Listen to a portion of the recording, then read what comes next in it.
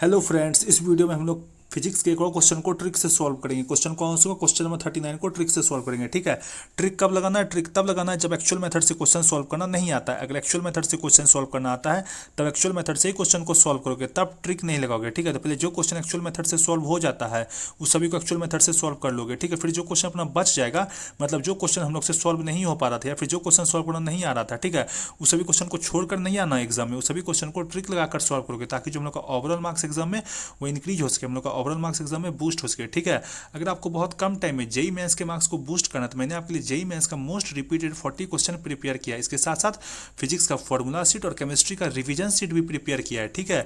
इस पीडीएफ को आप बहुत आसानी से 4 से 5 डेज में कंप्लीट कर लोगे। इस पीडीएफ को कंप्लीट करने के बाद आपका जेई मेंस में मिनिमम 80 मार्क्स गारंटीड हो जाएगा। ठीक है। इस पीडीएफ को आप कैसे एक्सेस कर सकते हो? तो आप मेरे कमेंट सेक्शन में जाओ, वहाँ पे मैंने सारा डिटेल्स दे रखा है कि आप पीडीएफ को कैसे एक्सेस कर पाओगे। केवल ट्रिक सीख कर जाओगे ना तो आपका जेई मेंस में मार्क्स इंप्रूव नहीं हो पाएगा। ठीक है। ये मत सोच लेना कि केवल ट्रिक सीख लेने से आपका जेई मेंस में मार्क्स इंप्रूव हो जाएगा, बिल्कुल भी नहीं होगा। ठीक है। पहले क्या करना है? पहले जो जेई मेंस का मोस्ट रिपीटेड 40 क्वेश्चन है, फिजिक्स का जो फॉर्मूला सीट और केमिस्ट्री का जो रिवीजन सीट है, इस सभी को 4 से 5 डेज में कंप्लीट कर लेना है, जिसको आप बहुत आसानी से 4 से 5 डेज में कंप्लीट कर लोगे। इसमें आपको कोई भी प्रॉब्लम वाली बात नहीं है, इसमें कोई टेंशन वाली बात नहीं है। ठीक है। तो पीडीएफ को एक्सेस करने के लिए आप मेरे कमेंट सेक्शन में जा सकते हो, लेकिन पीडीएफ को एक्सेस जरूर कर लेना। पीडीएफ आपके लिए काफी यूजफुल रहेगा। ठीक है। इस क्वेश्चन में काफी इंटरेस्टिंग ट्रिक लगाएंगे। ठीक है। उसके लिए क्या करेंगे? सबसे पहले क्वेश्चन को ध्यान से रीड करेंगे कि क्वेश्चन में क्या पूछ रखा है। क्वेश्चन हम लोग को बोल रखा है कि let B1 be the magnitude of magnetic field at the centre of a circular coil of radius R carrying current I. मतलब यहाँ पर ये बोल रखा है कि हम लोग को कोई एक सर्कुलर कॉइल दे रखा है। जैसे कि यहाँ पे मान के चलो ये हम लोग को कोई सर्कुलर कॉइल दे रखा है। ठीक है। इस सर्कुलर कॉइल का यहाँ पर जो सेंटर है वो कुछ ओ है। ठीक है। और ये सर्कुलर कॉइल जो अपना कोई आई करंट कैरी कर रहा है, ये जो सर्कुलर कॉइल है ना, ये अपना आई करंट कैरी कर रहा है। ठीक है। अब ये जो करंट आई कैरी कर रहा है तो हमको पता है कि कोई भी वायर जो होता है जब वो करंट कैरी करता है तो उसकी वजह से क्या होता है? मैग्नेटिक फील्ड प्रोड्यूस होता है। तो ये सर्कुलर कॉइल जिस जो करंट आई कैरी कर रहा है इसकी वजह से भी क्या होगा? एक मैग्नेटिक फील्ड प्रोड्यूस होगा। ठीक है। वो मैग्नेटिक फील्ड कहाँ प्रोड्यूस हो रहा है? सेंटर पर प्रोड्यूस हो रहा है। तो उस मैग्नेटिक फील्ड का जो मैग्नेटिक है वो क्या दे रखा है? B1 दे रखा है। उस मैग्नेटिक फील्ड का मैग्नीट्यूड B1 दे रखा है। और इस सर्कुलर कॉइल का जो रेडियस है ना वो भी हम लोग को दे रखा है। रेडियस कितना दे रखा है? रेडियस जो हम लोग को दे रखा है वो R है। ठीक है। R दे रखा है रेडियस। ठीक है। उसके बाद आगे देखो क्वेश्चन में क्या बोल रखा है। आगे क्वेश्चन में बोल रखा है कि let B2 be the magnitude of the magnetic field at an axial distance x from the centre. मतलब ये जो सेंटर O है ना, ये जो सेंटर अपना O है, इस सेंटर O से x एक्सियल डिस्टेंस पर कोई पॉइंट अपना एज्यूम कर लेते हैं P है। ठीक है। उस पॉइंट P पर जो मैग्नेटिक फील्ड प्रोड्यूस हो रहा है वो क्या है? वो मैग्नेटिक फील्ड है B2। वो क्या है? मैग्नेटिक फील्ड B2 प्रोड्यूस हो रहा है। ठीक है। कोई x डिस्टेंस सेंटर से x डिस्टेंस पर, तो यहाँ मान लेते हैं ये डिस्टेंस अपना x है। ठीक है।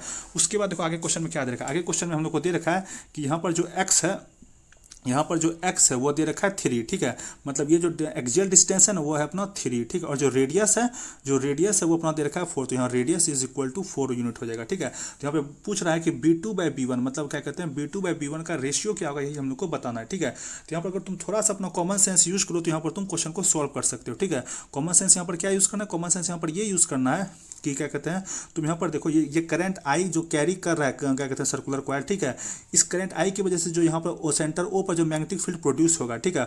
और इसी करंट आई की वजह से जो इस पॉइंट P पर जो मैग्नेटिक फील्ड B2 प्रोड्यूस हो रहा है, तो दोनों में से कौन सा मैग्नेटिक फील्ड का स्ट्रेंथ, मतलब किस मैग्नेटिक फील्ड का मैग्नीट्यूड ज़्यादा होगा? तो तुम यहाँ क्लियरली देख सकते हो कि B1 मैग्नेटिक फील्ड का जो मैग्नीट्यूड होगा वो B2 से ज़्यादा होगा। कैसे हमने बोला कि B1 मैग्नेटिक फील्ड का जो मैग्नीट्यूड होगा वो B2 से ज़्यादा होगा? क्योंकि यहाँ पर तुम देख सकते हो कि जो अपना क्या कहते हैं जो B2 है ना, मतलब पॉइंट P पर अपना मैग्नेटिक फील्ड B2 प्रोड्यूस हो रहा है। तो यहाँ पर अगर तुम डिस्टेंस देखो, इस करंट आई का जो डिस्टेंस होगा इस पॉइंट P तक वो क्या होगा? वो 5 यूनिट होगा, क्योंकि ये लेंथ हमको दे रखा है 4 यूनिट और ये लेंथ दे रखा है हम लोग को 3 यूनिट। तो पाइथागोरस थ्योरम से ये हो जाएगा 5 यूनिट। ठीक है।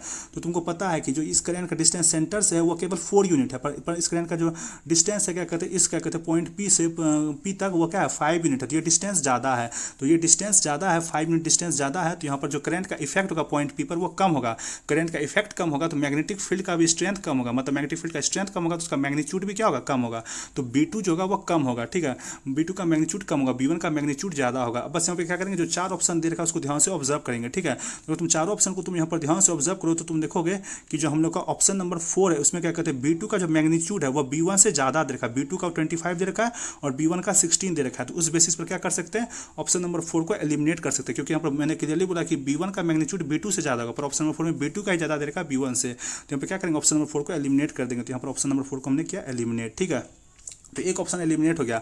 अब जो रिमेनिंग 3 ऑप्शन है, ऑप्शन 1, ऑप्शन 2, ऑप्शन 3, इस सभी ऑप्शन को अगर तुम ध्यान से ऑब्जर्व करोगे तो तुम देखोगे कि जो हम लोग का ऑप्शन नंबर क्या कहते हैं 1 है, उसमें क्या कहते हैं B2 का मैग्नीट्यूड B1 से कम है। फिर क्या कहते हैं ऑप्शन नंबर 2 में भी B2 का मैग्नीट्यूड B1 से कम है। ऑप्शन नंबर 3 में भी B2 का मैग्नीट्यूड B1 से कम है, जो कि होना चाहिए, क्योंकि मैंने बताया कि B1 का मैग्नीट्यूड B2 का जो मैग्नीट्यूड होगा वो B1 से कम होना चाहिए, जो कि ऑप्शन 1, ऑप्शन 2, ऑप्शन 3 में दे रखा है। ठीक है, तो ऑप्शन 1, ऑप्शन 2, ऑप्शन 3 में से किसी एक ऑप्शन को एलिमिनेट नहीं कर सकते। ऑप्शन 4 में B2 का मैग्नीट्यूड B1 से ज़्यादा दे रखा था, तो उस बेसिस पर हमने ऑप्शन नंबर 4 को एलिमिनेट किया। ठीक है, अब ऑप्शन 1, ऑप्शन 2, ऑप्शन 3 में से किसी एक ऑप्शन को तुम यहाँ पर गेस कर सकते हो। ठीक है, देखो अगर हम लोग ऑप्शन 1, ऑप्शन 2, ऑप्शन 3 में से कुछ और ऑप्शन को यहाँ पर एलिमिनेट करने का कोशिश करें तो हम लोग कुछ और ऑप्शन को यहाँ पर एलिमिनेट कर सकते हैं, क्योंकि तुमको एक बेसिक कॉन्सेप्ट पता हो। ठीक है, तुमको पता होना चाहिए कि कोई भी सर्कुलर कॉइल की वजह से जो मैग्नेटिक फील्ड प्रोड्यूस होता है उसके सेंटर पर उसका मैग्नीट्यूड सबसे अधिक होता है, बहुत अधिक होता है। कहीं और दूसरे पोजीशन पर जितना मैग्नेटिक फील्ड प्रोड्यूस होगा उसके कंपेरिजन में जो सर्कुलर कॉइल के सेंटर पर जो मैग्नेटिक फील्ड प्रोड्यूस होता है वो बहुत अधिक होता है। मतलब यहाँ पर ये बोल सकते हैं